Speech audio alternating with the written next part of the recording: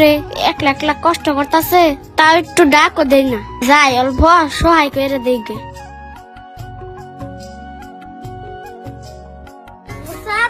তুমি এই রোদের মধ্যে একলা একলা দানা আনতেছ, আমারে ডাক দাও না কে?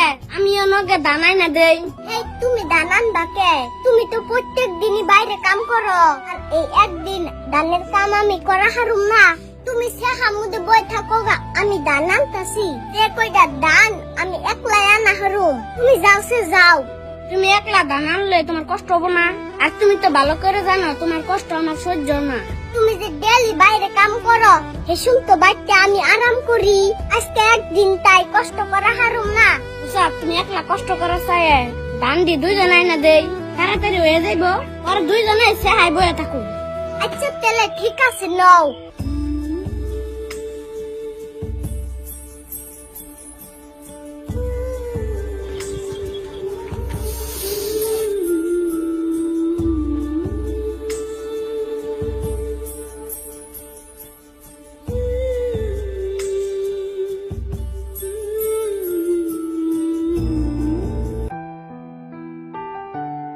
তুমি বহ, আমি পানি আনি গে।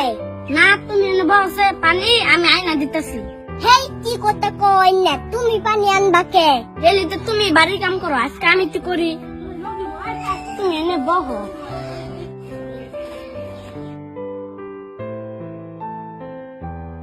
এই যে নাও পানি খাও। সত্যি তুমি আমার মেলা খেল রাখো নে? তোমার খেয়াল রাখুন না কে?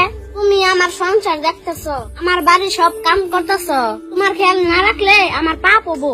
হাসাই সব স্বামী যদি তোমার মতন হইতো, তাইলে পৃথিবীতে কোনো নারীর অশান্তি হইতো না। আমি খুব ভাগ্যবান যে তোমার মতন স্বামী পাইছি। নুসাদ, ওইসে এত প্রশংসা করো না। তুমি যাও, এক গ্লাস শরবত বানাও গা। আচ্ছা ও বগেতাছি। হ্যাঁ বন্ধুরা, পৃথিবীতে স্ত্রীদের কাছে স্বামী একমাত্র ব্যক্তি যে কিনা তাকে মানসিক শান্তিতে রাখতে পারে। স্বামী যদি মনের মতন হয় তাহলে স্ত্রীদের আর কোনো দুঃখ থাকে না। ভিডিওটি ভালো লাগলে একটি শেয়ার করে দিবেন। ধন্যবাদ।